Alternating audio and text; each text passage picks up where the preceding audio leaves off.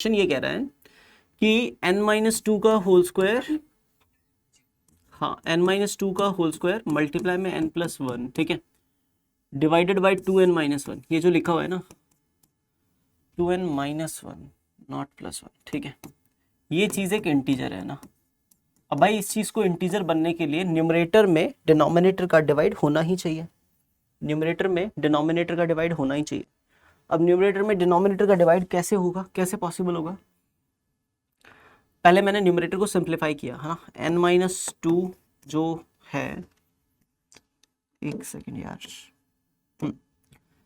n-2 का whole square जो है ना, और उसमें n+1 का मल्टीप्लाई करना है, तो ये बेसिकली हो गया n² - 4n प्लस में 4, उसमें n+1 का मल्टीप्लाई करूंगा तो ये n³ - 4n² प्लस में 4n, ठीक है, और +1 से मल्टीप्लाई करूंगा तो n² - 4n प्लस में 4, तो -4n प्लस 4n कैंसिल हो जाएगा, n³ - 4n² प्लस n² तो माइनस का 3n² और प्लस में 4, है ना। तो अल्टीमेटली इस चीज़ को मैं ऐसे लिख सकता हूँ n³ - 3n² प्लस में 4, ठीक है, डिवाइडेड बाय 2n-1। अभी इस चीज़ को अगर इंटीजर बनना है तो डिनोमिनेटर का न्यूमरेटर में डिवाइड जाना ही चाहिए ना, ठीक है। अब डिनोमिनेटर का न्यूमरेटर में डिवाइड जाए, इसके लिए ज़रूरी क्या होगा, हम न्यूमरेटर में फैक्टर्स बना सकते हैं। क्या बना सकते हैं? फैक्टर्स बना सकते हैं 2n-1 के टर्म्स के, ठीक है। तो मैंने बोला कि देखो यार, क्योंकि डिनोमिनेटर जो है ना इसका वो ऑड है, 2n-1 ऑड नंबर है अपने आप में, तो मैं न्यूमरेटर में अगर 2 का मल्टीप्लाई कर भी दूं तो कोई फ़र्क नहीं पड़ेगा, तब भी रिजल्ट इंटीजर ही आएगा। तो मैंने न्यूमरेटर में 2 का मल्टीप्लाई कर दिया, तो ये 2n³ - 6n² और प्लस में 8 हो गया, डिवाइडेड बाय 2n-1, है ना। इससे इसमें डिवाइड करना है भाई, तो डिवाइड करने का तरीका क्या होगा सर? दो तरीके हो सकते हैं, पहला आप लॉन्ग डिवीजन कर सकते हो, ठीक है, दूसरा आप ये कर सकते हो कि 2n³ जो लिखा हुआ है ना, इसमें माइनस में 1 चाहिए तो -n² लिखना पड़ेगा, ताकि दोनों में से n² कॉमन ले तो 2n-1 बच जाए। अब -n² लिखा तो माइनस के 5n² पीछे बचेंगे, ठीक है ना। अब -5n² जब पीछे बचेंगे तो आगे मैं क्या लिखूं, ताकि क्या कॉमन लूं, ताकि फिर से 2n-1 एज अ फैक्टर आए। तो सर इसके लिए भी एक 2 की जरूरत है, ये भी 2 का मल्टीपल होना चाहिए था। ये 2 का मल्टीपल कब आएगा? जब मैं यहाँ पे 2 का नहीं, किसका मल्टीप्लाई करता? 4 का मल्टीप्लाई करता, ठीक है। और इवन ये क्यूबिक पॉलिनोमियल है, ऊपर ऊपर क्यूबिक है, नीचे लीनियर है, तो ऊपर आपको नीचे जो पॉलिनोमियल लिखा हुआ है लीनियर, उसका डिग्री का 3 टाइम्स डिग्री वाला पॉलिनोमियल न्यूमरेटर में लिखा हुआ है। That's why it is mandatory for you कि आप इसमें 2 की जगह किसका मल्टीप्लाई करें? 2 की पावर 3 का मल्टीप्लाई करें। किसका? 2 की पावर 3 का मल्टीप्लाई करें, फिर आपको तो दिक्कत सर नहीं आएगी। अगर डिग्री 4 होती न्यूमरेटर की तो हम 5 का मल्टीप्लाई 2 करेंगे। की पावर 4 का करते, ऊपर अगर डिग्री 4 का पॉलिनोमियल होता तो मैं 2 की पावर 4 का मल्टीप्लाई करता ऊपर। Clear? Okay sir, okay sir. ठीक है। तो मैंने भाई इसमें 2 की पावर 3 से मल्टीप्लाई किया ना, मैंने लिखा मल्टीप्लाई न्यूमरेटर बाय 2 पावर 3, ठीक है। 8 से मल्टीप्लाई करूंगा तो ये हो जाएगा 8n³ - 24n² और प्लस में 32, है ना, डिवाइडेड बाय 2n-1, ठीक है। अब क्या करेंगे? अब फैक्टराइज करके देखते हैं। 8n³ लिखा हुआ है ना, मैंने 4n² कॉमन लिया तो 2n-1 बच गया। Yes please. Sir, here in this second step you did, sir.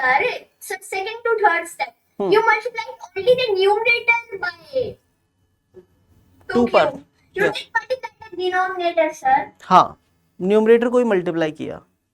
Why, sir? It is not equal. In that we can't change anything, sir. That's the reason behind the understanding. देख ध्यान से सुनना बेटा, अगर हम numerator में, मुझे ये पता है ये पूरी क्वांटिटी का रिजल्ट क्या आ रहा है, एक इंटीजर आ रहा है ना। Yes, sir.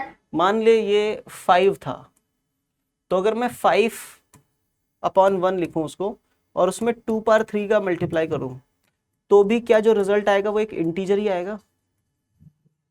Yes, sir. तो क्या प्रॉब्लम है? Okay, sir. ठीक, Thank you, sir. थोड़ा ध्यान से देखना है भाई सबको ना, ठीक है भाई। 2n माइनस वन यहाँ पे फैक्टर बना तो 4n स्क्वायर को 2n से किया 8n क्यूब, 4n स्क्वायर को -1 से तो -4n स्क्वायर, तो -4n स्क्वायर कहाँ से आया 24n स्क्वायर में से, तो -20n स्क्वायर यहाँ पे रिमेनिंग है, उसमें से -10n कॉमन लूंगा, 2n minus one as a factor बचेगा, ठीक है भाई। फिर 10n को -1 से मल्टीप्लाई करूंगा तो प्लस का 10n आएगा यहाँ पे, पर 10n तो यहाँ पे था ही नहीं, तो क्या करेंगे भाई, क्या करेंगे -10n लगाएंगे, तो -10n लगाएंगे, तो -10n में से क्या कॉमन आएगा 5 कॉमन आएगा, तो 2n माइनस वन बचेगा, -5 को -1 से मल्टीप्लाई करेंगे तो प्लस का 5 आएगा यहाँ पे। ऑलरेडी मेरे पास क्या था 32 था, उसमें से प्लस के 5 निकाल लिए तो कितना बचेगा 27, तो 27 को भाई एज इट इज लिख देंगे। यानी आपके पास ये जो न्यूमरेटर में लिखा हुआ है ना भाई, है ना, इस न्यूमरेटर में जो चीज लिखी हुई है ना उस चीज को we can write 2n minus one, इन तीनों में से कॉमन ले लेंगे, ठीक है ना, तो we can write the numerator as 2n minus one times 4n square -10n -5, ठीक है, और प्लस में 27, ऐसा लिख सकते हैं भाई, ठीक है। इसके भी डिवाइड में 2n माइनस वन अलग से लगाया और इसके भी डिवाइड में 2n माइनस वन अलग से लगाया, ठीक है। तो ये तो डिवाइड हो गया और यहाँ पे 4n स्क्वायर -10n -5 बचा, ठीक है, और प्लस में यहाँ पे 27 अपॉन में 2n माइनस वन बचा। यहाँ तक कोई परेशानी है? ये चीज मुझे इंटीजर चाहिए, है ना, और मुझे पता है कि ये वाला हिस्सा हमेशा इंटीजर होगा क्योंकि n क्या है पॉजिटिव इंटीजर है, ठीक है ना, तो ये वाला हिस्सा तो हमेशा इंटीजर ही होगा, ये बात तो फॉर श्योर ट्रू है हमेशा, ठीक है भाई। तो फर्स्ट पार्ट तो हमेशा इंटीजर है, तो किसको और इंटीजर होने की जरूरत है, ये वाले पार्ट को। ये तो बहुत सिंपल क्वेश्चन है कि नाउ 27 अपॉन में 2n minus one must B N integer, ये चीज एक इंटीजर होनी ही चाहिए। क्या ये बात क्लियर है? ये चीज इंटीजर कब होगी? It is only possible when 2n minus one divide करना चाहिए 27 को, और 27 में कौन कौन से नंबर्स का डिवाइड जाता है बताना जरा। 1 का डिवाइड जाता है 3, 9 और 27। 1 3 ना, अच्छा, और ग्रेटेस्ट पूछो, ग्रेटेस्ट पूछा है तो लिखते हैं। हमें n का ग्रेटेस्ट वैल्यू चाहिए, तो ग्रेटेस्ट वैल्यू चाहिए तो हमें 2n माइनस वन को for greatest value of n, और greatest value of n, greatest value of n क्या करेंगे हम, है ना, 2n minus one must be equal to 27 होगा, माइनस वन इधर आके +1 28, 2 का डिवाइड, तो n का वैल्यू कितना आ जाएगा भाई 14 आ जाएगा। क्या ये बात क्लियर है सबको?